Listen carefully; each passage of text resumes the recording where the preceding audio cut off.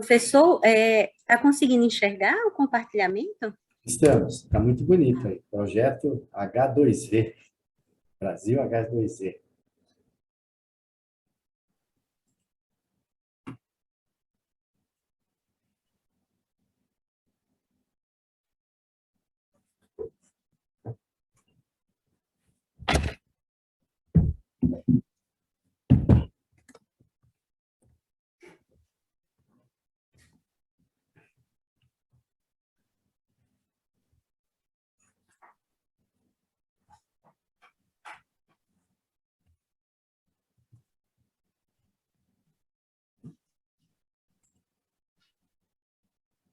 E acho que já são, né? Então, já podemos começar.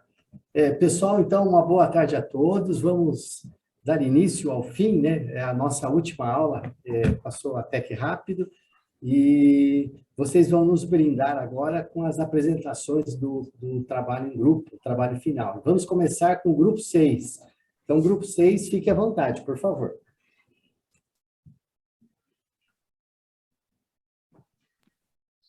Como eu tenho que sair mais cedo, professor, então peço licença para as minhas colegas e eu já começo. Pode ser? Bom. Ana, Natália? Comece, Carolina. Tá, porque a gente discutiu no grupo, professor, mas a gente não decidiu quem que ia falar o quê. Fique à vontade.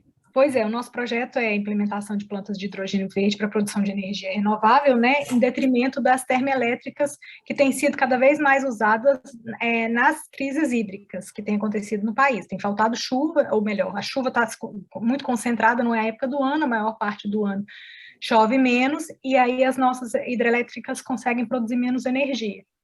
É um tema inovador, porque ele traz uma tecnologia nova para a produção de um recurso indispensável para o progresso, para a qualidade de vida, para tudo que é energia, né? A Natália até falou, que é engenheira, falou uma coisa muito legal, assim, a gente é movida a energia, na verdade, a gente empresta a nossa energia para o governo quando a gente trabalha, a gente usa a emprestada energia do carro, então, só um minutinho, gente, essa foi minha parte poeta que passou, que falou isso. Deixa eu falar, a gente pode ir passando a apresentação? Como é que é? Eu passo, eu vou só quando vocês avisarem. Passa, Ana, pode passar então. Então, essa seria ela é inovadora nesse sentido, e ela é sustentável porque ela não produz gás de efeito estufa, né? Então, você, na verdade, está produzindo energias, evitando contribuir para os problemas das mudanças climáticas. Quais seriam os ODS que esse nosso projeto atinge, relacionados ao nosso projeto, né? O 7, que é assegurar acesso confiável, sustentável e moderno, e a preço acessível à energia para todas e todos, é o ODS mais óbvio. O ODS 9, que é construir infraestruturas resilientes, promover industrialização inclusiva e sustentável e fomentar a inovação. Além de ser inovação, energia, como a gente falou, é indispensável para a produção, para mover o mundo. Para a industrialização, para a infraestrutura, e infraestrutura, né, planta de hidrogênio. E 13, tomar medidas urgentes para combater a mudança do clima e seus impactos. Ela afeta diretamente esse objetivo de desenvolvimento sustentável. O hidrogênio é o elemento químico mais abundante na natureza, que a gente falou, só que ele é encontrado em pouca quantidade. Então, para conseguir, é o elemento que a gente usa para foguetes, porque ele é leve, é muito leve, e tem muito potencial energético. Para conseguir, a gente tem uma maneira de produzir esse hidrogênio, que é utilizar um insumo que tenha o hidrogênio na molécula ali, e uma energia que seja capaz de quebrar aquela molécula e separar o hidrogênio. Existem várias maneiras de produzir esse hidrogênio, porque existem vários insumos diferentes que têm a molécula do hidrogênio. E elas são classificadas por cores, né? Cada tipo de hidrogênio produzido é classificado por cor. Você tem eu adianto, né? Você tem o branco, que é o hidrogênio encontrado na natureza, o marrom ou o preto, que são produzidos a partir do carvão, aí depende do tipo de carvão, né, que você, para chamar marrom, ou para chamar preto. Você tem o cinza, que é produzido do gás natural. A gente está discutindo já lá no nosso ministério a questão da produção do do hidrogênio, a possibilidade de produção do hidrogênio pelo biogás do saneamento, das redes de esgoto, né? Tem o azul, que ele não libera o gás carbônico, porque ele estoca esse gás carbônico, armazena, então, por isso que ele não contribui para os efeitos de estufa, por efeito estufa, mas, ao mesmo tempo, ele produz, então, ele não é o melhor. Tem o rosa, que usa a energia nuclear para produzir o hidrogênio, qualquer que seja o insumo. Tem o turquesa, que você utiliza a energia que você utiliza para fazer a partir do metano é uma energia criada do metano, e o chamado combustível do futuro é o hidrogênio verde, porque ele é feito, ele utiliza a água, a eletrólise da água, com recurso energético mais, um recurso energético que seja limpo, né? Um tipo de energia que seja limpo, por essa eletrólise. Você se importa, Ana, de voltar só um pouquinho naquela primeira lá, maior, porque eu pulei algumas informações dela. Mais uma só. Isso. O hidrogênio tem muita capacidade energética, né, considerado um recurso eficiente, ou seja, uma quantidade pequena de hidrogênio produz muita energia, e ele é leve, então você pode transportar facilmente, porque o hidrogênio é o primeiro elemento da tabela periódica, todo mundo lembra lá da época da escola. A massa é o elemento de menor massa, é bem leve, então aí libera apenas oxigênio para a produção do hidrogênio, né, e depois para a célula combustível, a partir do hidrogênio, você libera H2 também, então é bem tranquilo, assim. Quer dizer, vapor de água com oxigênio. Deixa eu ver aqui, se eu já falei alguma coisa aqui, como é que funciona, né? Aí, se vocês quiserem entender um pouco mais como é que funciona a produção do hidrogênio, você quebra a molécula da água, você utiliza isso numa célula combustível. A ideia é você ter uma planta que tenha esse equipamento de produção de hidrogênio e o equipamento de transformação de hidrogênio em energia, junto a fontes de energia limpa, né, eólica e solar. A gente começou pensando na questão da hidrelétrica por causa da água, mas a gente chegou à conclusão, a Karina trouxe informações novas para a gente chegou à conclusão que não fazia sentido, se a ideia seria a ideia de contribuir mais... Ai, desculpa, gente. De contribuir mais com Gente, vou pedir para alguém me substituir e seguir. Pode deixar, Carolina, eu continuo. Obrigada, então, desculpa aqui, gente. Tudo bem. Então, assim, qual é a ideia básica do projeto? A ideia básica do projeto é justamente contribuir para a desativação dessas usinas termoelétricas, né? Dentro desse conceito, a gente adotou a seguinte metodologia, que estão definidas esses 3 quadradinhos aí à esquerda, né? Se é para desativar a termoelétrica, primeiro eu preciso saber a capacidade delas e onde elas se localizam. Então, a pesquisa foi feita principalmente da localização e geração das principais termoelétricas do país, né? Como parâmetros, como no estado do Ceará eu já tenho várias plantas a serem implantadas de produção de energia verde, a gente resolveu usar como parâmetro de produção, de custo, de tipo de geração, inclusive de tipo de energia que está sendo utilizada, o que está sendo implementado no Ceará, né? E depois a gente definiu o que a gente chamou de uma primeira fase de implantação das plantas, porque, veja, o custo dessa produção de energia a partir do hidrogênio é muito cara, então você não tem como pensar numa implementação geral a nível de Brasil, de uma vez só, como foi um programa como o PAC, uma coisa assim. Então, vai ser ao longo do tempo mesmo, né? A ideia seria realmente desativar as termoelétricas e contribuir para a não liberação de muito gás carbônico na atmosfera, para a gente atender às metas ambientais, né? Bom, embasado nisso, o que é que a gente viu no Ceará? A gente viu basicamente a implantação de 3 plantas. Aí estão citadas aqui no quadradinho à direita, né? A mais recente, que vai começar a produzir agora em 2022, é da EDP Energia, capacidade de produção de 3 megawatts. O custo de implantação da planta foi de 41,9 milhões. Basicamente, tem aquela célula para transformação de energia que a Carolina falou, né? Então, basicamente, a planta é essa. Tem um complexo de empresas também que fez um investimento, que está fazendo um investimento de 2 bilhões, que a primeira fase da implementação delas seria também em dezembro de 2022, embora esteja um pouco atrasado, né? Então, assim, também a fonte de energia seria solar e eólica. E outro complexo de energia, também mantendo a mesma expectativa de solar e eólica, que vão investir cerca de 7 bilhões. E a primeira fase está destinada a 2025. Claro, cada uma desses projetos aqui de implantação de plantas tem uma capacidade de produção. O inicial de 41,9 bilhões é o mais, vamos dizer assim, o mais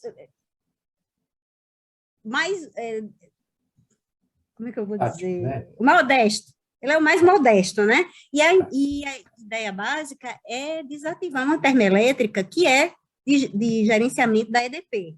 Então, por isso também dessa implantação mais modesta. Falta um minuto, mas fica então, deixa eu correr, né? Então, a pesquisa, basicamente, me gerou esses dados aqui das principais termoelétricas, né? Eu fiz um cruzamento com as principais fontes de energia eólica e solar do Brasil e definimos a proposta inicial, que seria implementação nesses estados como primeira fase. E aqui, vinculando as plantas, né? Então, você vê que eu tenho plantas mais ousadas na Bahia, em Pernambuco, e plantas mais modestas, Maranhão, Rio Grande do Norte e Ceará, justamente por causa da deficiência que eles têm em armazenamento e escoamento desse hidrogênio.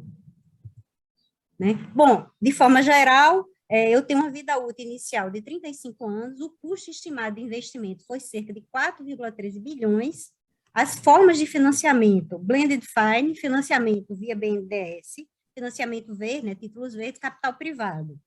Por que essa forma de financiamento? Bom, como isso é uma coisa de interesse nacional, ideal seria a efetivação de uma PPP, onde se imaginou 50,5% seria recurso federal e 49,5% privado, né? A forma como foi dimensionado me deu um valuation de 7,9 bilhões aproximadamente, quer dizer, é um projeto que é perfeitamente financiável, né? É de interesse. Bom, eu vou pular o restante desse slide, porque a gente está sem tempo. Bom, aqui também é um resumo, né? Do investimento, da forma de capital de terceiros, da forma de capital próprio. Aqui a gente colocou a taxa de desconto, que deu 11,29%, o ROI 21,6% ao ano, e o ROI 10,32%, o retorno, né? Deu 10,32%, perfeitamente financiável. Aqui o slide que apresenta a forma sintetizada de relato integral. Aqui a gente coloca o capital humano dimensionado. Isso aqui foi mais ou menos baseado no que se colocou nas plantas que eu falei do Ceará, né, quer dizer, uma estimativa. Aí os desafios que a gente tem naquela região do país, basicamente, é baixa qualificação técnica, a desemprego, né, a questão da educação ambiental, capital produtivo, eu acho que são aqui os que precisam ser mais citados. Capital produtivo seria instalações das plantas. Um desafio que a gente considerou fundamental foi a questão da regulação. Uma das plantas mesmo que está sendo implementada no Ceará, ela tem a previsibilidade de exportar a maior parte desse hidrogênio gerado. Então, assim, como é que a gente vai conseguir descarbonizar o país se a maior parte das empresas que vêm para cá estão planejando exportar, né? Então, eu vou pular também para os desafios principais, porque a gente está sem tempo. Bom, então, como principais desafios, a gente tem viabilizar o investimento público, porque a gente sabe que não é know-how do Brasil e nem está se dando o devido valor a essa questão ambiental, né? Haja visto desmatamento, etc., né? A regulação no setor, né, como a gente já falou antes, porque a tendência é essas empresas virem investir aqui e exportarem essa energia limpa, né? E a adaptação das redes de distribuição, principalmente nos estados de Rio de Janeiro e São Paulo, que são os que mais concentram as termoelétricas, mas eles têm uma baixa capacidade de geração de energia limpa ainda, tanto eólica como solar. Então, a gente entendeu que, para viabilizar uma segunda fase, Esses aí vão ser os principais fatores impeditivos. Gente, desculpa aí a correria, muito obrigada. Ah, ótimo, excelente, parabéns. Estourou um pouquinho o tempo, mas não tem problema, né? Então, nós temos aí, no máximo, 5 minutos para comentários. Alguém tem algum comentário, perguntas, né? De antemão, parabéns. Nossa, mãe, eu vou rever, vou assistir o vídeo, vou ver os slides, vou estudar de novo. Vou fazer um comentário. Pois não, Sérgio? Não, que ela falou em desativar as usinas térmicas, né? Talvez eu pudesse pensar em converter elas, né? Porque usar o hidrogênio no lugar do gás natural, do óleo diesel, né? Talvez ajudasse a economizar um pouco mais. Seria interessante, de fato. Legal, hein? Maravilha. Tem uma pergunta também, professor. Pois não. Como foi mencionada a questão de financiamento, queria saber se existe, por parte do governo federal, intenção de participar desses empreendimentos ou seria tudo via capital privado? Você perguntou para quem? Para vocês mesmos? Eu acho que... Sim, não. Hoje, na verdade, a realidade hoje é que a gente já tem um Programa Nacional do Hidrogênio, né? Então, no projeto previa financiamento do BNDES e o governo tem acompanhado essas discussões, tem protagonizado, né? Tem um grupo, você tem hoje um grupo de trabalho, Comitê Técnico Combustível do Futuro, que acompanha essas decisões, que está desenhando, digamos assim, possíveis normas legais que podem ser utilizadas e tem protagonizado as discussões, inclusive na área de tecnologia e inovação, né, para o uso do hidrogênio. Então, o governo é, sim, um ator importante nesse processo. Ótimo. Mais alguém? Obrigado. Então, acho que nós podemos dar sequência no próximo grupo, é o grupo 1, né? E, obviamente, nós podemos fazer comentários aí até o final da aula. Então, o próximo grupo 1, mãos à obra. E Grupo parabéns, 1. Muito obrigado aí, trabalho excelente. Boa tarde, então, professor, demais colegas, né? Meu nome é Virgílio Queiroz, sou um dos representantes aqui do Grupo 1. Vou tomar a liberdade de compartilhar minha tela aqui. Deixa eu colocar em tela cheia.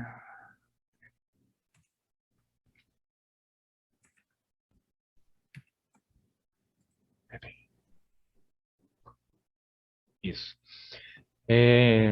Nosso grupo 1, ele ficou responsável aqui por fazer os estudos lá na região norte. Então, nosso grupo é composto pela Elaine, Marcos, Anúbia, o Paulo e eu, Virgílio. Na primeira reunião, a gente, né, surgiram diversas ideias, a gente fez aquele benchmark, né, e ver sobre o que a gente ia falar, e aquele brainstorm, né, e aí a gente fez aquela discussão e acabamos pensando em debater aqui sobre a questão do saneamento básico, lá na região norte. A Elaine, inclusive, ela reside no Pará, né, Elaine?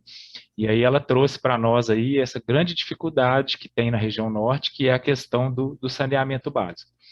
E aí a gente desenvolveu o nosso trabalho em torno desse tema. Quanto ao nosso relato integrado aqui lá da região norte... Se você quiser expandir a tela, acho que fica melhor para o pessoal. No meu computador, professor, está em tela cheia. Para vocês não está aparecendo tela cheia, não? Não, ainda não. Deixa eu fechar e compartilhar novamente para ver se dá. Agora apareceu tela cheia? Perfeito. Perfeito. Obrigado, professor. Espera aí, deixa eu tentar voltar para a tela inicial aqui. Engraçado, peraí. Deixa eu abrir de novo. Perdoe-me pela falha aqui. Deixa eu botar em tela cheia. Não é só professor que erra também, né? Tá vendo? O aluno também, professor. Passa aperto aqui. Tá em tela cheia agora? Não está, mas dá para ver, perfeito. Dá para Pode ver? continuar. Que engraçado que para mim aqui eu dei o Shift F5 e está em tela cheia aqui. Que estranho. Tá ótimo. Então, nós estamos no primeiro slide. Tá. E aí, aqui no nosso relato integrado da região norte, utilizamos como fonte o portal do IBGE. Então, de capital social, de relacionamento, né, a gente trouxe aqui alguns dados. Elevado percentual de pessoas de origem indígena e negra, 73%, analfabetismo 7,6%, capital produtivo, né, a maior região do Brasil em extensão, então as dimensões quase continentais da região norte são um grande dificultador aqui para efetivação desse serviço público, que é o saneamento básico. Abrange 7 estados, a grande predominância de rios na região e o próprio clima muito quente e úmido. Capital ambiental, a maior floresta tropical do mundo, maior biodiversidade do planeta. Capital financeiro, né, um PIB aqui, um valor de 201 milhões, né, e R$ 872 de renda per capita, um valor baixo. Capital humano, 18 milhões 672 mil habitantes, e né, desemprego aqui 14,8, então trouxemos esses outros dados, e de capital intelectual aqui as florestas, diversidade étnica e elevado potencial hidroelétrico. E aí, a partir desses dados que a gente bebeu na fonte lá do IBGE, a gente pensou em desenvolver uma PPP, né, uma parceria público-privada, para poder fazer o nosso projeto de infraestrutura lá na região norte. Considerando também que o marco civil, né, o marco legal do saneamento básico foi promulgado ano passado, a gente fez o recorte aqui também especificamente para a questão de canalização das águas pluviais e da própria rede de esgoto nessa vasta região norte. Questão dos recursos, né, a gente colocou aqui que 600 milhões de reais, do 1 bilhão total, sei que a gente, né, colocou aqui como o valor total, a gente colocou 600 milhões advindos do setor público da União e 400 milhões do setor privado. Então, esses 400 milhões do setor privado, né, que a gente faria aqui um edital de licitação para fazer uma concessão, utilizando a 8987, utilizando a 11.079, eles serão utilizados para os investimentos iniciais, ou seja, para começar a fazer as obras, né, para poder levar água encanada e tratada para toda essa população e fazer o tratamento da rede de esgoto, e tudo isso com foco em né, promover aqui uma defesa do meio ambiente, do direito fundamental do meio ambiente. Questão dos dados, né, a gente foi uma dificuldade aqui de achar, né, o valuation, né, o value for money aqui de tudo isso, porque, né, é um plano de negócios muito, né, complexo, então a gente não conseguiu fazer esse cálculo aqui inicial. Em relação ao financiamento, a gente, né, tem diversas linhas de financiamento que a gente vai colocar na próxima lâmina, e por ser um projeto que busca, né, melhorar a proteção ao meio ambiente, né, a gente vai se valer também aqui de títulos verdes. E essa a motivação do grupo para a gente escolher o saneamento básico foi, né, esse debate aí, exatamente por ser um problema real trazido por uma colega aqui, lá residente. E essas iniciativas vão contribuir significativamente para a gente poder tentar melhorar essa situação. O projeto, então, é de saneamento básico para a região norte, né, no formato de PPP, com um aporte da União de 600 milhões de reais, e buscar a gente fazer essa captação do setor privado, né, de alguma concessionário para trazer os outros 400 milhões que seriam aportados, né, inicialmente para poder iniciarem essas obras. As obras, né, a gente colocou aqui que teriam uma duração máxima em torno de 5 anos, e o contrato da PPP aqui de 20 anos, né, para poder amortizar esses gastos aqui da SPE. Estimativa total de investimentos, então estaria dando aí aproximadamente por volta, né, de 1 bilhão de reais. As formas de financiamento: equity, dívidas, subvenções, filantropias, o blended finance, a própria PPP, os títulos verdes sociais e a PPP pensada justamente por ter esse prazo, né, ser um investimento de longo prazo e para poder, né, dar tempo de amortizar, né, ter o payback e a empresa poder ter o seu lucro.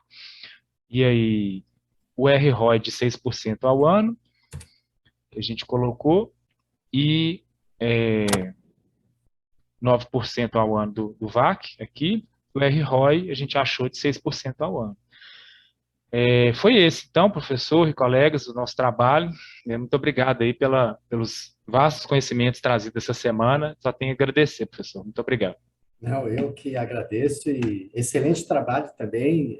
Você viu que bem completo, uma obra bem justificada. E vocês são especialistas em cálculos financeiros, né? Eu perdi tempo aqui, repetindo. Parabéns. Que nada. Muito obrigado, professor. Um abraço. Igualmente. E alguém tem algum comentário, perguntas?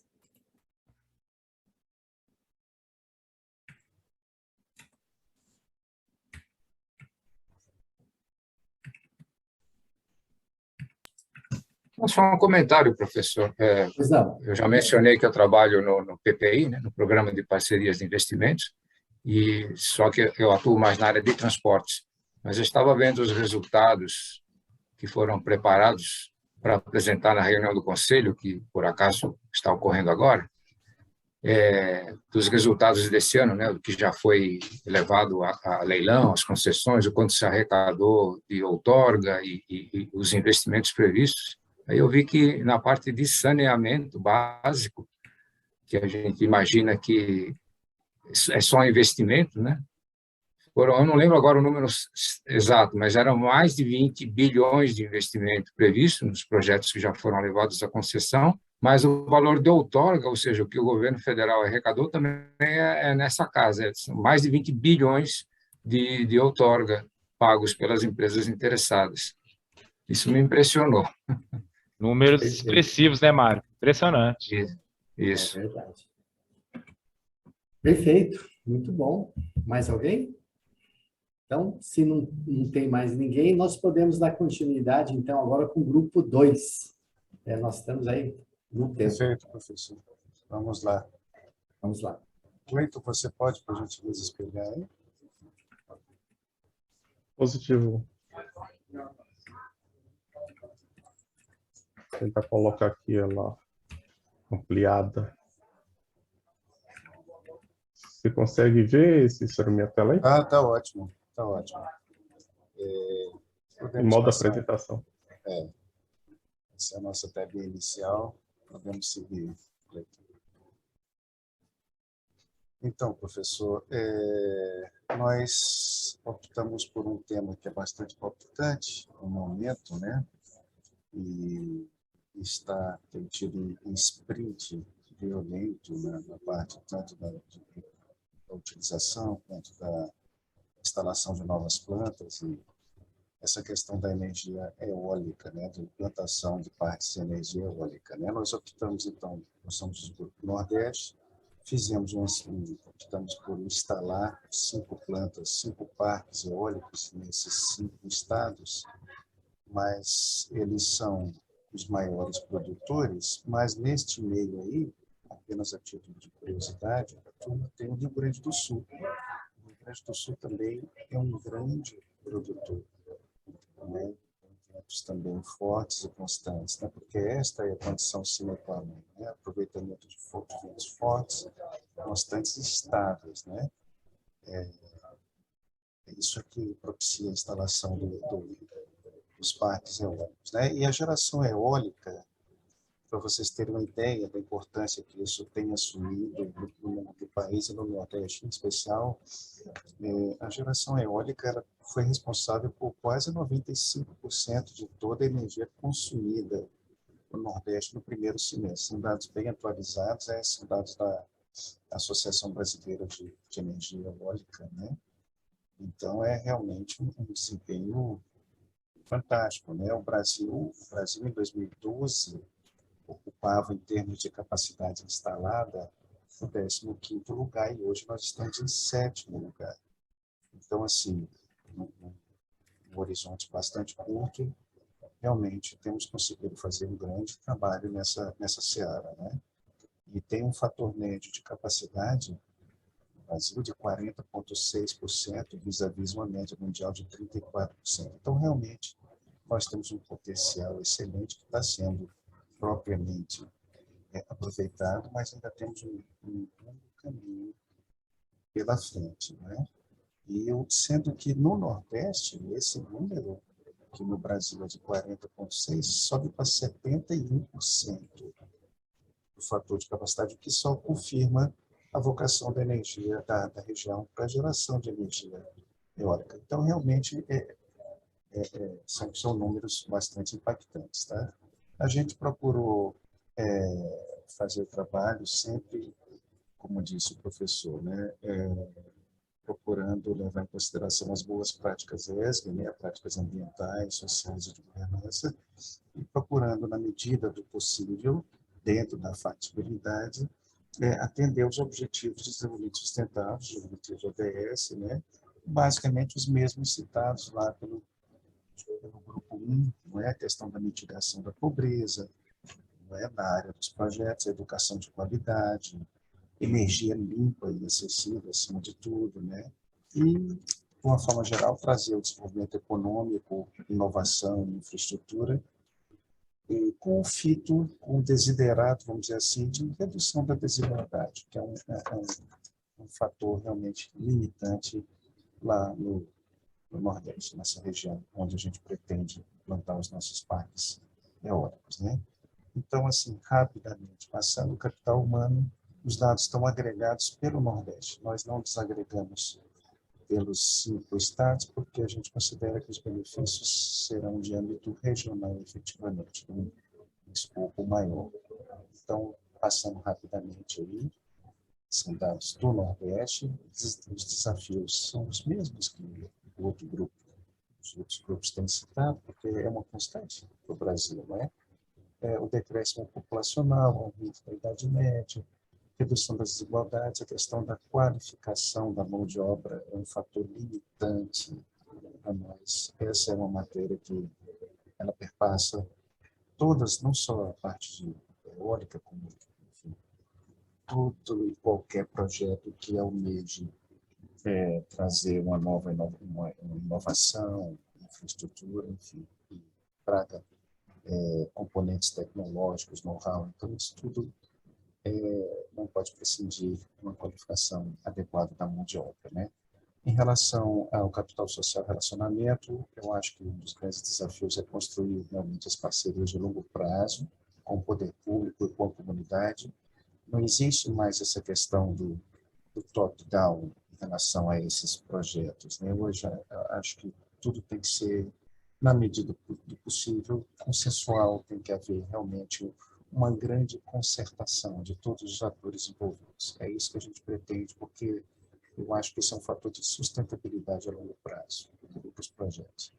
A capital intelectual, universidades, centros de pesquisa, nós fizemos um levantamento rápido, temos já empresas nacionais produtoras de pás, mas turbinas, eu acho que nós estamos mais atrasados um pouco. Eu acho que a VEG tem feito lá no Sul e algumas outras poucas, mas estamos também avançando a passos largos nisso. Então, uma das boas coisas a serem feitas seriam joint ventures com empresas estrangeiras que detêm melhor know-how. A gente sabe que as empresas da Escandinávia e da China hoje estão nessa grande ponta, que realmente produzem esse equipamento em larga escala com uma boa tecnologia. E, então, é isso. O desafio é ampliar a produção local de componentes tecnológicos. Em relação ao capital ambiental, precisa nem dizer que a questão do potencial de energia, de geração de energia eólica da região a preços competitivos tem subido muito. Quem tem andado no Nordeste, como eu sou do Nordeste, vários colegas também são, tem visto que várias pequenas e microempresas, padarias, pequenas usinas e tudo mais, têm feito a sua transição para energia não só solar, a eólica também, como a solar, enfim, eles têm aproveitado, o governo tem subsidiado, não é, a produção e a utilização dessas energias renováveis. Então, assim, o momento tem sido propício. Os desafios, temos questão de acidentes geográficos e, basicamente, a intermitência dos ventos. O nosso é um grande limitante. A produção de energia eólica, ela, infelizmente, veja, existe um histórico de geração de ventos e de velocidade e tudo, mas isso não é uma regra escrita na pedra, né? Existe uma intermitência dos ventos que há que ser considerada em qualquer projeto que se pretenda instalar. Em relação ao capital financeiro, temos aí alguns números, não é? Temos aí também instituições que historicamente já atuam, que podem ser as nossas parceiras, eles têm já uma grande capital de conhecimentos e nós podemos fazer uso, estão disponíveis. Em relação ao capital produtivo, temos aí a implantação de 5 parques eólicos nesses diferentes estados, com a expectativa de geração de energia de 200 megawatts. Agora o Cleiton pode assumir, Cleiton, por gentileza. Obrigado, Cícero. Boa tarde, professor. Boa tarde, colegas. Concluindo a nossa apresentação, eu vou falar um pouco sobre como a gente pretende colocar de pé o empreendimento, como torná-lo viável. Como vocês podem observar, na estruturação financeira do empreendimento, nós obtivemos números favoráveis na nossa avaliação, muito por conta da forma como nós estruturamos o financiamento, tentando ao máximo tirar proveito da alavancagem, do benefício fiscal, mas também da forma como o mundo financeiro tem sinalizado em relação ao suporte a esse tipo de iniciativa. Então, usando como parâmetros equipamentos similares implementados na região recentemente, nós colocamos um empreendimento de 100 milhões de dólares, aí mais de meio bilhão de reais. Nós temos, inclusive, empreendimentos maiores instalados já em operação no Brasil. A Lagoa dos Ventos, por exemplo, no estado do Piauí, que é o maior parque eólico do Brasil, ele chegou a obter mais de 80% de financiamento do BNDES, ou seja, o BNDES financiando mais de 80% do projeto. Nós optamos por adotar um patamar um pouco conservador, de 70%, mas já de financiamento em capital de terceiros, mas já é considerável. E nós vamos nos utilizar tentar distribuir um pouco o risco, estruturar o financiamento de forma a obter vantagens de cada fonte de financiamento. Nós temos a possibilidade de demandar o Fundo Constitucional de Financiamento do Nordeste, que é operado pelo pelo BNB, Banco do Nordeste. O BNDES tem uma linha para esse setor, e organizações institucionais como o Climate Bonds Initiative, ele dá apoio na estruturação e na busca de investimento estrangeiro para projetos nesse setor especificamente, dando tanto a certificação quanto dando assessoria na prospecção e no lançamento desses títulos no mercado externo, além de ser um campo também de forte atuação de instituições multilaterais de crédito, não só o Banco Mundial, mas o Banco Europeu de Desenvolvimento e o Banco Europeu de Infraestrutura, sobretudo a partir do financiamento do governo alemão, tem ampliado bastante a oferta de crédito nessa área. De modo que o nosso custo de capital, o custo ponderado de capital, ficou bem baixo relativamente a outros projetos, em torno de 7,5%, de maneira que a gente acredita, a partir do exercício que nós fizemos e da reflexão, sobretudo, ao longo desses dias em relação, tendo como foco esse caso concreto, né, para ser estudado, que esse tipo de iniciativa tende a receber cada vez mais atenção na região. Não é por acaso que o Nordeste tem se consolidado, e no primeiro semestre desse ano, só para encerrar aqui, quase 90% da energia da região ela foi gerada via essas fontes, dados da associação do setor Nordeste se tornando aí quase autossustentável a partir do crescimento dessas fontes renováveis. Obrigado, professor. Fico à disposição aqui com os colegas para responder esclarecimentos e ouvir comentários. Muito bem, muito bom o trabalho também, parabéns, né? Vocês falaram com tanta propriedade, assim, não só da parte técnica, mas da parte financeira, né, dos objetivos, né? É perfeito. Então, se alguém tiver alguma pergunta, algum comentário, alguma contribuição.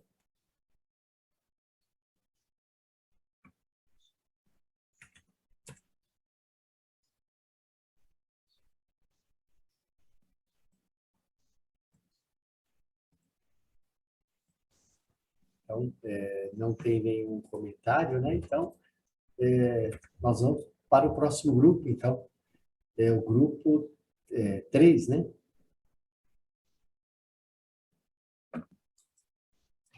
Perfeito, professor. Região Centro-Oeste. Tá. Eu vou tentar compartilhar a tela aqui, com licença. Tá.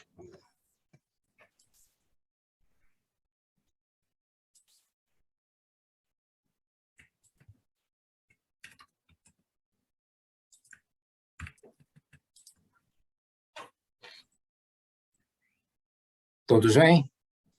Sim, não está expandida, mas está. Fala no F5, Mário, por favor. Como? F5? Está no modo expandido agora? Ainda não. Pelo menos para mim ainda não.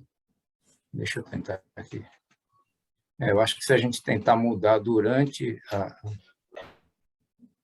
o compartilhamento, não vai.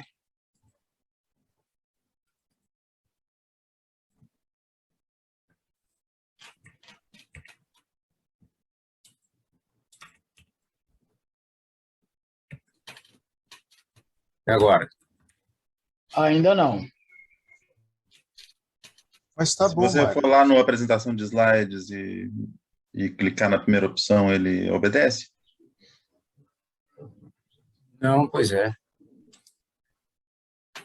Não está dando certo?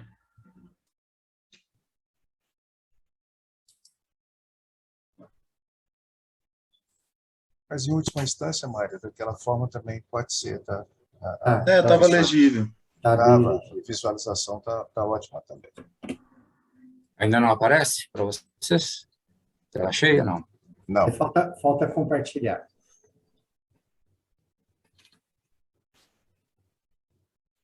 Vou fazer a última tentativa, senão vai no modo normal mesmo.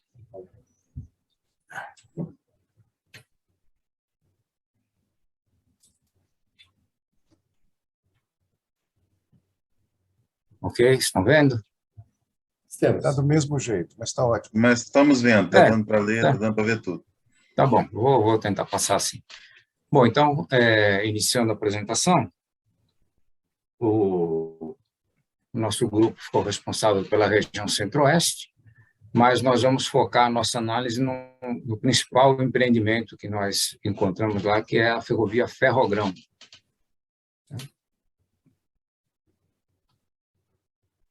Estão vendo o segundo slide? Sim. Sim. Bom, eu apurei alguns projetos de infraestrutura que estão hoje em curso na região Centro-Oeste, inclusive fazem parte da carteira de projetos do PPI. Então, só para exemplificar, aqui temos a usina hidrelétrica de Castanheira, que fica no Rio Arinos, bacia do Rio Juruena. Embora seja produção de usina hidrelétrica, fonte renovável, com a produção estimada de 140 megawatts, ele tem o problema do reservatório, né? Então, a usina hidrelétrica também ela vai inundar uma parte do 90 e quase 95 quilômetros quadrados de área de reservatório. Isso, então, acaba sendo também um problema ambiental. Temos concessões de diversas rodovias, são projetos importantes para a região, para escoamento de produção e tudo, mas o modo rodoviário, como é sabido, ele tem alta emissão de poluentes, muita ocorrência de acidentes e tal. E das estradas de ferro, então, tem a Ferrogrão, que é uma ferrovia de 933 quilômetros, prevista para ligar Sinop, no Mato Grosso, que é o centro da produção de grãos ali, para o porto de Miritituba, no Pará. Um prazo de concessão de 69 anos, basicamente seria 2 anos para desenvolver o projeto executivo, após a concessão, mais 7 anos de obras e 60 de operação. É uma ferrovia moderna, em bitola de 1,60 m, vai trabalhar com uma composição tipo de 3 locomotivas e 160 vagões. Então, os grandes números da ferrovia, do projeto, seriam capital de implantação de 8,4 bilhões de reais, mais 13,1 bilhões para que é chamado de CAPEX recorrente, que é utilizado na renovação dos ativos ao longo dos 60 anos. Custos operacionais de 63,7 bilhões, mas temos aí uma demanda bastante elevada de transporte, né? Estimada em 20,7 milhões de toneladas úteis no primeiro ano de operação, que seria 2030, e após 30 anos chegaria em 48,6 milhões de toneladas úteis. Então, os principais produtos seriam soja, milho, vai proporcionar uma receita total de quase 180 bilhões de reais, né? Indo aqui direto para a parte social e ambiental, ele tem como fatores positivos que o traçado da ferrovia não se sobrepõe a nenhuma terra indígena ou comunidade quilombola. Traçado referencial da ferrovia também não invade nenhuma unidade de conservação. É esperado uma redução de 19,2 bilhões de reais no custo do frete em relação ao que hoje é praticado pelo modal rodoviário. E estima-se uma redução nas emissões de CO2 da ordem de 800 mil toneladas por ano e do número de acidentes também na BR-163, que hoje é responsável pelo transporte de grãos dessa região até Miritituba. Essa ferrovia ela vai correr praticamente toda ela na faixa de domínio da BR-163.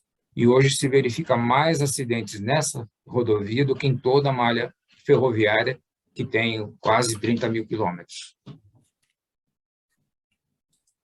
Passando aqui para o relato integrado, nós colocamos aqui como missão da Ferrogrão atender a demanda por transporte de grãos para exportação com origem na região de Sinop, no estado de Mato Grosso, e destino no porto de Miritituba, no estado do Pará, oferecendo serviços com confiabilidade, atualidade e modicidade nas tarifas, contribuindo para a redução da emissão de poluentes e ocorrência de acidentes nas rodovias, preservando o meio ambiente e o bem-estar social.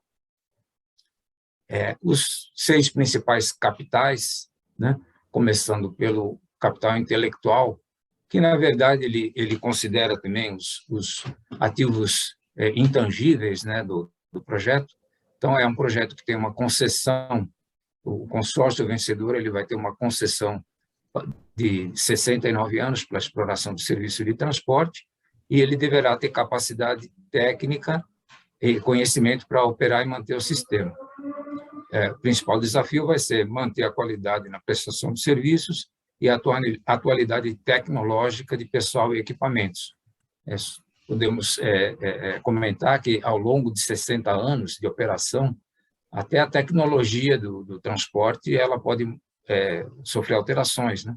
O projeto todo ele foi concebido para operar com locomotivas diesel-elétricas, que, embora menos poluentes em comparação ao modal rodoviário, elas também emitem CO2. Mas hoje nós já temos no Brasil produção de locomotivas a bateria de alta potência. Então, futuramente, essa ferrovia ela poderia vir a utilizar esse tipo de locomotiva na operação. Com relação ao capital social e de relacionamento, existe uma extensa carteira de clientes potenciais, né, que são as tradings de grãos, serão os principais clientes, A concessionária deverá cumprir com as condicionantes do licenciamento ambiental, que deverá incluir a execução de programas sociais, de preservação ambiental e de formação de mão de obra para ser utilizada na própria ferrovia. Como principais desafios, seria manter esse bom relacionamento com a sociedade, com as comunidades lindeiras e com os órgãos de controle ambiental. Como capital produtivo, seriam os próprios ativos da ferrovia, 933 quilômetros de linha, os terminais de carga e descarga, locomotivas serão centenas, vagões serão milhares, além dos equipamentos de operação e manutenção, e o desafio seria manter a qualidade da via, porque nós vemos hoje muitas ferrovias em operação que a manutenção não é feita adequadamente, ela vai se degradando. Então, o desafio é manter a boa qualidade da via, realizar a adequada manutenção de locomotivas e vagões, manter a atualidade na prestação de serviços, ou seja, sempre prestá-lo da melhor maneira possível, e utilizar equipamentos modernos adequados ao modo de desempenho. O capital ambiental, o principal valor que tem esse projeto é o potencial de emissão, da redução da emissão de dióxido de carbono e redução de acidentes em comparação ao modo rodoviário. Tem um outro fator também é que não está previsto na matriz de transportes o transporte de combustíveis fósseis. E isso é um ponto positivo para o projeto, porque ele é um fator que é levado em consideração no financiamento por meio de green bonds. Os principais desafios na parte ambiental seriam a mitigação e adaptação de impactos à flora e fauna, redução de desmatamentos, impondo uma barreira BR-163. Como a ferrovia vai correr em paralelo à rodovia, ela vai inibir esse efeito espinha de peixe que a gente verifica nas rodovias, principalmente na região amazônica. A gente observando uma foto de satélite, a gente vê diversas vias vicinais partindo da rodovia e dessas vicinais outras, rodovias menores, estradas de terra, e isso vai provocando um efeito ambiental muito danoso. Como capital financeiro, temos todo o CAPEX de implantação e recorrente, que é da ordem de 21,5 bilhões de reais, o operacional 63,7, a receita total prevista ao longo de todo o projeto de 176,8 bilhões, como já citei, né, alta demanda. E o principal desafio é o financiamento para a implantação, que é um capital elevado, e alguns riscos associados à construção e riscos de demanda, caso haja quebra de safra na região. Finalmente, o capital humano, esse empreendimento vai contar com um corpo técnico especializado, de nível superior, né, nas áreas de engenharia, arquitetura, direito, economia, e um corpo técnico de nível médio com formação em escolas técnicas especializadas, a exemplo do Senai. O desafio vai ser manter a qualidade do corpo técnico, oferecendo cursos de formação aos seus colaboradores e à comunidade em geral, e também um enorme potencial para gerar empregos, né, que serão, muitas vezes, absorvidos os moradores da própria região.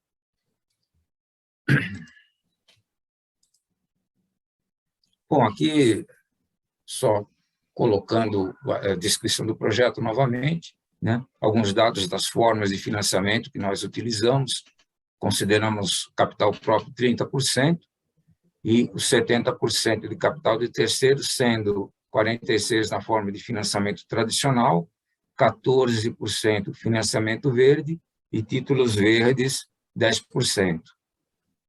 Aí, no final, eu vou comentar os valores aqui da avaliação.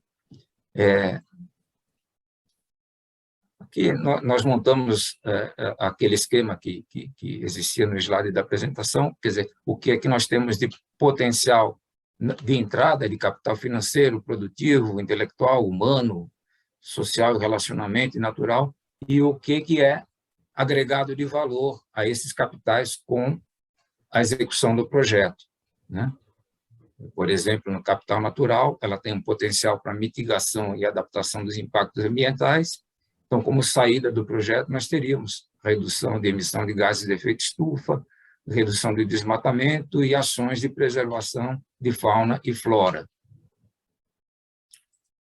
E, finalmente, aqui uma síntese do empreendimento, né, onde nós temos um investimento de 21,5 bilhões de reais total, empregando 15,1 bilhões de capital de terceiros e 6,4 bi de capital próprio.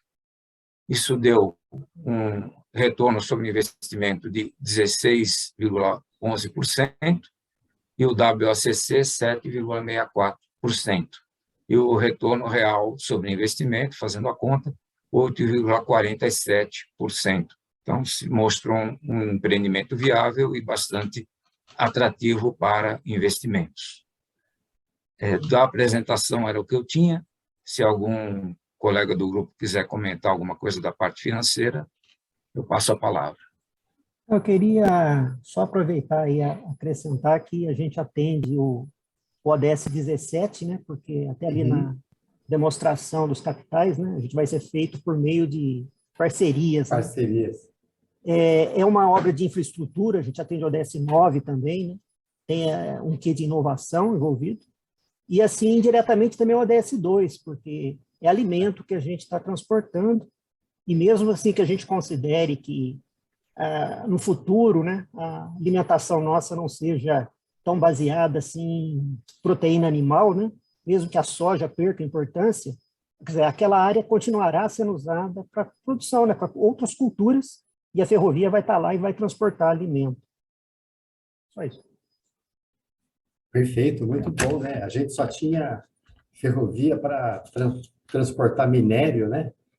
Então, é um novo caminho que se abre. Né? Perfeito. Mais algum comentário, pessoal?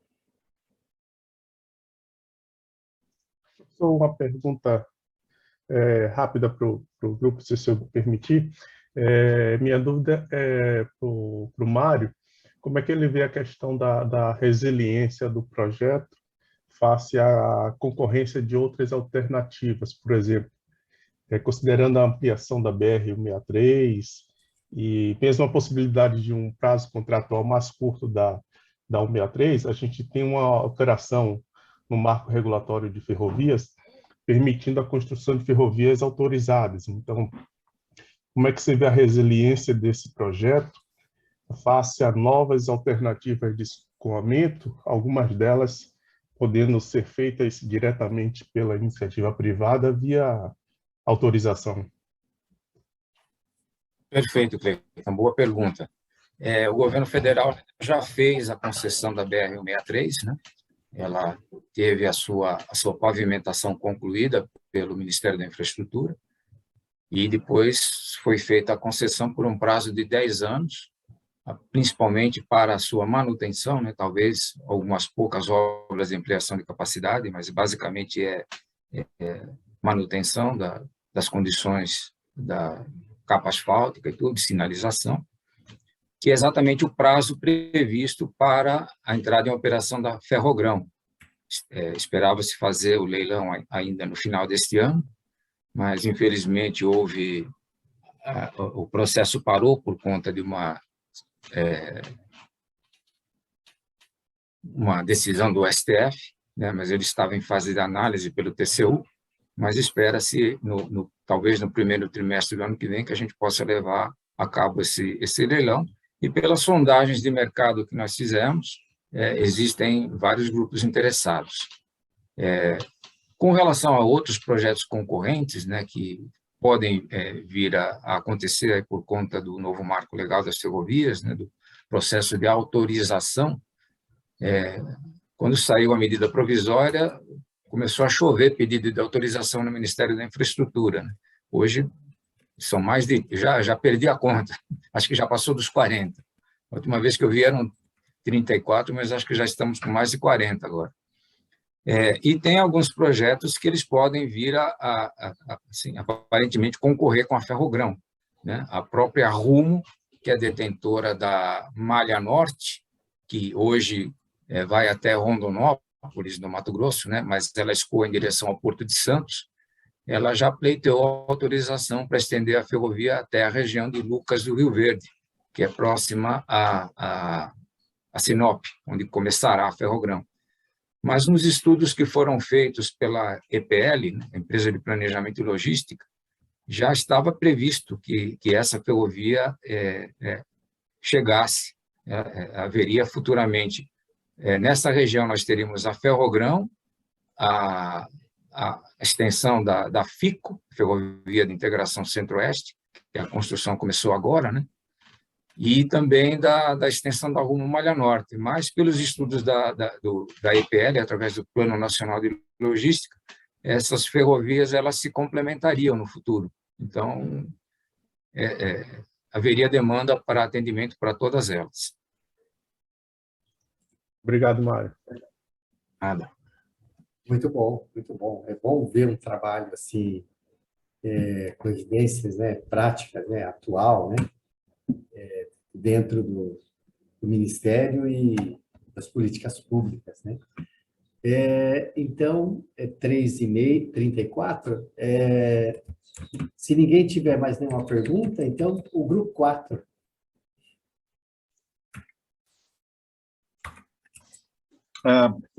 Boa tarde a todo mundo.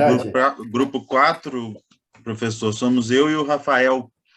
Eu vou compartilhar a apresentação e nós vamos nos revezar na apresentação, tudo bem? Tá bom. Vamos lá, enfrentando aquelas dificuldades iniciais, e vocês vão me dizer se eu conseguir compartilhar a tela, mas vai acontecer a mesma coisa que está acontecendo com todo mundo.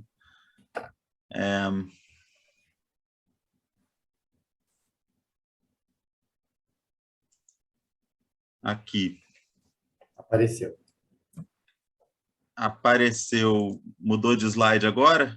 Sim, sim. Mas não está com a tela cheia, não é isso? Não. Então, eu vou tentar aqui, do começo. Foi para a tela cheia? Foi, perfeito. Foi? Então, tá dando, dei mais sorte, tá dando tudo certo. Depois você ensina para a gente como faz isso. Se eu conseguir fazer 2 vezes, eu ensino. Tá bom. Bom, então, para ocupar nossos 10 minutos aqui, a gente preparou 6 ou 7 slides sobre o trem de alta velocidade Campinas, São Paulo, Rio de Janeiro. Não é nosso grupo ficou com a região sudeste, e como esse trem, ele é um trem que... Peraí, vamos lá. Mudou de slide aí para vocês? Sim. Tá. Ele é um trem que, como vocês podem ver no mapa, ele corta a região ali da megalópole em formação de São Paulo e Rio de Janeiro, né? Ele então tem potencial para transportar muitos passageiros e sendo ele um trem elétrico, ele representa uma mudança de paradigma nos modais de transporte que cortam essa região. E é uma região boa para se estudar a implementação desse tipo de transporte, porque é uma região muito populosa e muito urbanizada, né? Vocês podem ver aí o projeto que teve em estudo no governo federal por volta de 2011, era um eixo de ligação Campinas, São Paulo, Rio de Janeiro, cortando aí a cidade do professor, que é Jundiaí, né, professor? São José dos Campos, Aparecida, Barra Mansa, chegando até o Rio de Janeiro. Foi estudado, então, um projeto com vida útil de 90 anos para um modelo de negócio de concessão por 40 anos, para implantação e operação e manutenção do trecho.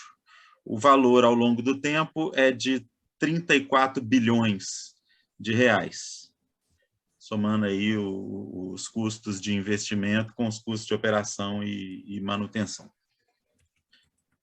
Peraí, deixa eu baixar esse negócio aqui.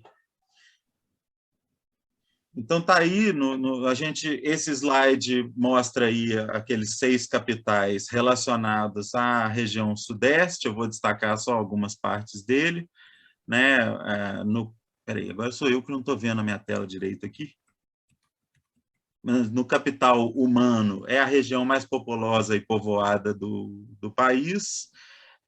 O índice de Gini, que mede desigualdades, ele não é um índice muito bom, porque, como nós sabemos, o Brasil é um país desigual, né? Tem como desafios aí a redução do desemprego, o envelhecimento da população, a redução das desigualdades. Nós estamos falando aqui mais ou menos da região sudeste, né? No capital intelectual, temos uma mão de obra qualificada, universidades, centros de pesquisa e tal. No capital financeiro, o PIB da região corresponde a um pouco mais de 1 trilhão de dólares. O PIB per capita é 11 mil dólares, e a renda per capita 15.534 por ano. Dólares. Desafios aí quanto ao capital financeiro é o empobrecimento da população.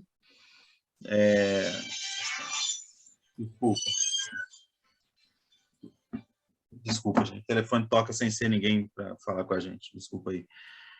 O empobrecimento da população, especialmente dos estados mais populosos da região, que são São Paulo e Rio de Janeiro. No capital ambiental, nós temos rios navegáveis, um clima tropical de altitude e semiárido, lembrando que o norte de Minas Gerais está até na área da Sudene, né, por corresponder ao semiárido nordestino. Só um minuto.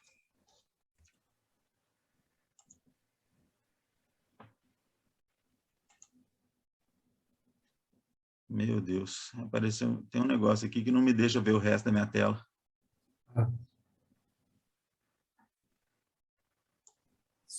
Arrastei ele, pronto, espera aí.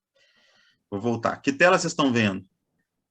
É a do relato integrado, os capitais. Continua sendo a tela cheia da apresentação?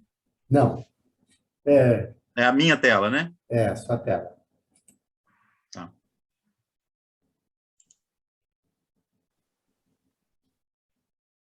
Me compliquei agora. Se quiser descompartilhar e entrar de novo, não sei se... Eu perdi a tela do... Deixa eu sair e entrar de novo, gente. Eu perdi a tela do Zoom. Às vezes dá um Ctrl ESC aí, Ctrl Alt, Ctrl Tab, Alt Tab. Oh, meu Deus.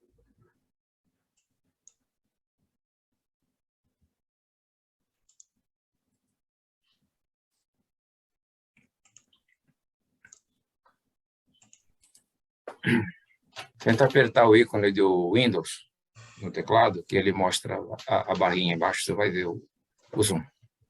Eu estou compartilhando tela de novo, não? Sim. Sim, está ótimo. Tela cheia agora? Isso. Então tá, vou fechar meu slide aqui. Desculpa. Então vamos lá, a gente estava aqui no capital ambiental. O relevo da região também varia conforme, porque a região é muito extensa, né? A planície litorânea, Planalto Atlântico e o Planalto Meridiano. Tem o potencial de créditos de carbono e os desafios, a alteração da matriz energética, que é muito focada em hidrelétricas, que, como nós vimos, as hidrelétricas provocam danos ambientais, por causa das áreas alagadas, né? A segurança de barragens de mineração, né? É uma região que tem muito essa atividade, e a favelização. No capital produtivo, é o principal centro industrial do Brasil, responsável por 55,2% do PIB brasileiro, e tem como desafios a conservação da extensa malha rodoviária, a ampliação da malha ferroviária interurbana e metrôs nas maiores cidades, e a concessão de portos e aeroportos. No capital social e de relacionamento, tem uma população numerosa em idade produtiva, um analfabetismo de 6,6%, e 90,5% da população vive em cidades. O IDH da região é 0,748. Exatamente sobre essas questões, os desafios são a distribuição desigual de renda, a educação básica e fundamental para uma população jovem muito numerosa e a desigualdade de acesso a serviços entre os meios urbano e rural. Eu convido agora o Rafael a assumir o próximo slide aí. Bem, boa tarde a todos. Boa tarde. A ideia desse slide aqui era só para a gente deixar claro a questão das premissas da modelagem financeira que foi feita, né, para o projeto do TAD. É importante deixar claro, né, de onde partiu os números e tudo mais. É só a ideia desse slide, né? Então, a implementação, né, o prazo de implementação, mais operação e a manutenção desse projeto equivale a 40 anos, né? Sendo que a implementação se daria no prazo de 5 anos, conforme foi pensado lá em 2010, quando esse projeto foi pensado inicialmente, né? Para que em 5 anos aí fosse implementado, a partir de 2011 e 2015 ele tivesse já em operação, até por conta das Olimpíadas, né? Uma das coisas que motivaram esse projeto foi a questão das Olimpíadas, não, da Copa do Mundo, né? 2016.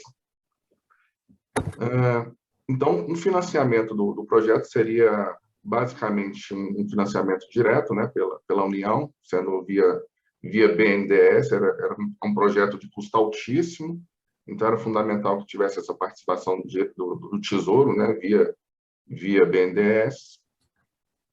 Os custos de investimento, como foi dito aí, seriam de 34,6 bilhões, né, durante o prazo de implementação, mais os custos operacionais ao longo do projeto de 32 bilhões, né. A demanda de passageiros, é um número importante, né, foi calculada aí para o primeiro ano em 33,9 mil, né, e 2024, 46,5 milhões, milhões de passageiros, 2034, 69 milhões, 2044, 92,8 milhões de passageiros. E a receita, com base nessa demanda, né, para 2015, 2,4 bi, para o período 2016 a 2024, 27,2 bi, 2025 a 34, 47,08 bi, e 2035 a 2049, 105,4 bilhões. Né?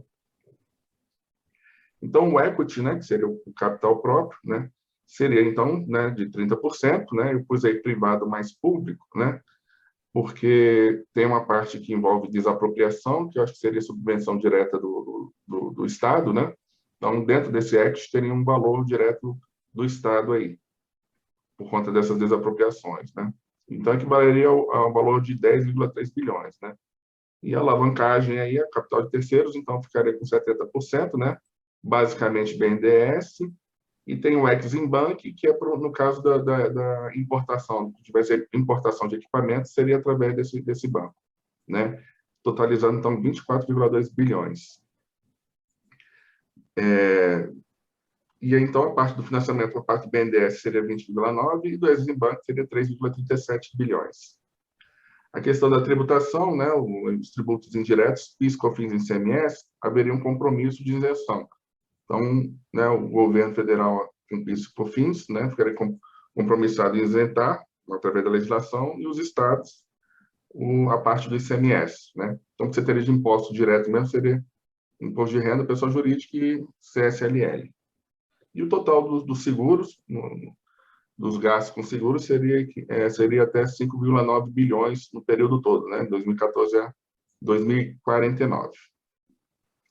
Aí no próximo slide, só para ficar um pouco mais fácil, né, na tabela aí os números, né, capital próprio, capital de terceiros, tudo vai chegar no investimento de 34,6 bilhões, né. Então, algumas informações aí do custo financeiro da União, né, que seria TJLP mais 1% ao ano, e do Exim Bank 3,3% ao ano, mais variação cambial. E ali embaixo a parte do apoio público que eu falei, né, os gastos com desapropriação, que são estimados em 2,3 bilhões, e capitalização em moeda na sociedade propósito específico, né, de 1,1 bilhão. Bom, então, posso, Rafael? Manda bronca. Massa. Aqui a gente interpretou essa questão das entradas e saídas como descrever os 6 capitais relacionados ao projeto, numa situação impactada pelo projeto, quando você representa aí do lado direito as saídas, e aí, assim, só... Como é que eu tiro isso daqui? Já tirei. Dando alguns exemplos. No caso do capital financeiro, nós temos hoje, em comparação com 2011, um mercado de concessões mais consolidado. O capital produtivo, nós temos uma megalópole em formação, com o aumento da urbanização, exatamente do eixo por onde vai passar o trem, e a infraestrutura logística em desenvolvimento. O que se espera, dando um exemplo aqui, no caso do capital produtivo, que o projeto impacte positivamente, aí envolvendo o ODS 9, que é a Indústria, Inovação e Infraestrutura, a consolidação da megalópole, que a própria... O aumento da facilidade de mobilidade entre as cidades contribui para a consolidação das cidades, né? E a infraestrutura logística desenvolvida. O capital intelectual, temos hoje mão de obra qualificada e teríamos impactados pelo projeto uma mudança de paradigma. O projeto seria um modelo para o transporte ferroviário de passageiros que poderia, num futuro mais distante, ser replicado em outras regiões que atendessem essas características. Capital humano, temos uma baixa fluidez de empregos, a população estática devido a deficiências no transporte, e podendo ser impactado pelo projeto da seguinte maneira, com uma maior integração entre as cidades e uma maior mobilidade de trabalhadores e empregos. Poderia trazer para essa região uma realidade que em países mais ricos ela já existe. As pessoas moram numa cidade e trabalham na outra, sem maiores dificuldades, porque a rede de transporte é mais desenvolvida, de transporte coletivo, né? No capital social relacional, a desigualdade de acesso a serviços entre o meio urbano e rural, que a gente já citou no outro slide, mas o projeto impacta no Objetivo de Desenvolvimento Sustentável número 12, que se relaciona a consumo e produção responsáveis, né? Porque ele substitui combustíveis fósseis por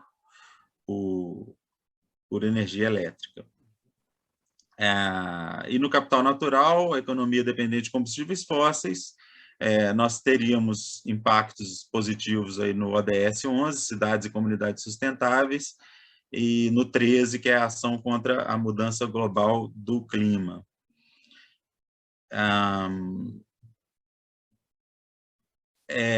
Rafael, você pode, então, falar aí dessa coisa do ROI para a gente? Só indicar aí o slide final, né, do cálculo.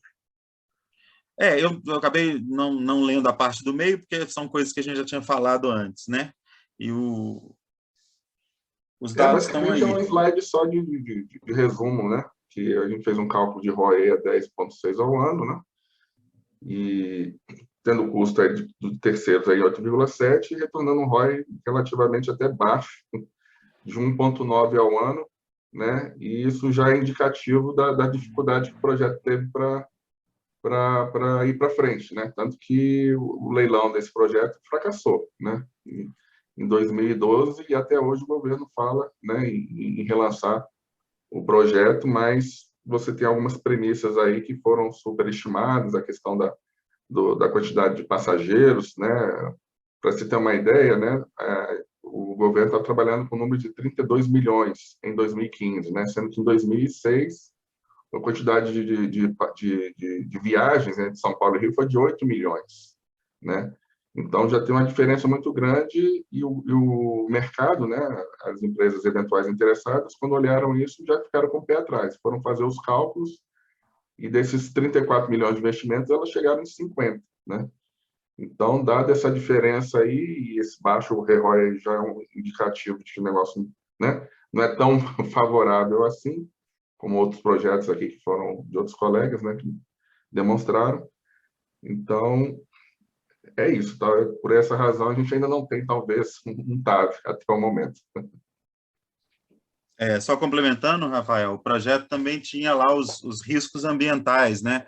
As empresas perceberam que existia uma dificuldade, tanto de licenciamento ambiental quanto de obras de engenharia muito complexas, para cruzar uma serra que fica no meio do percurso, e teria que abrir um túnel de muitos quilômetros. Então, com isso, os custos de investimento do projeto também pareciam subestimados nessa visão dos críticos, né? Verdade. E o problema das receitas tarifárias, que elas não estavam distribuídas equilibradamente em todo o trecho de São Paulo-Rio. Os trechos mais pesados, os trechos que contavam com mais demanda de passageiros, eram Campinas-São Paulo e São José dos Campos-São Paulo. Tornando... É interessante, né? Justamente os trechos entre São Paulo e cidades próximas eram o que dariam mais, vamos dizer assim, retorno do que propriamente São Paulo, Rio de Janeiro, né?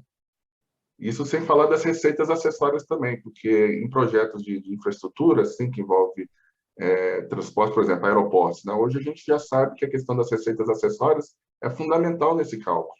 E parece que isso não foi levado em consideração também, né? O que você poderia ganhar em cada uma das estações, né? Aluguel de lojas e tudo mais. E hoje, quando a gente fala em logística, né? em transporte de passageiros, a exploração e o grande ensinamento, acredito que seja a infraestrutura aeroportuária, né? A grande lição é que a parte principal, o filé, talvez esteja nas receitas acessórias, né?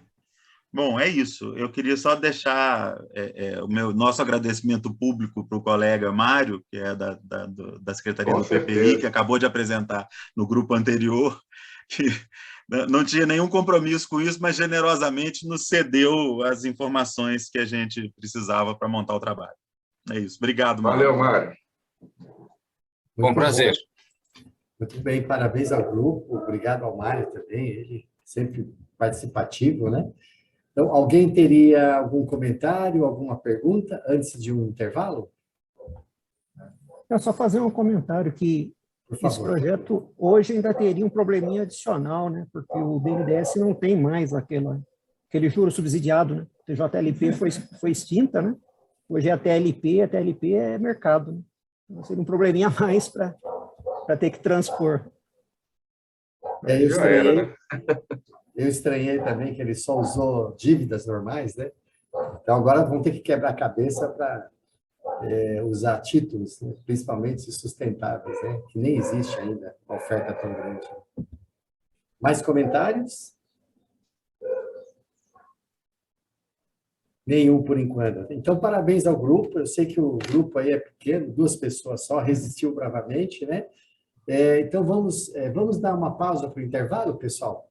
Já são quase 16 horas, nós retornamos 16h20.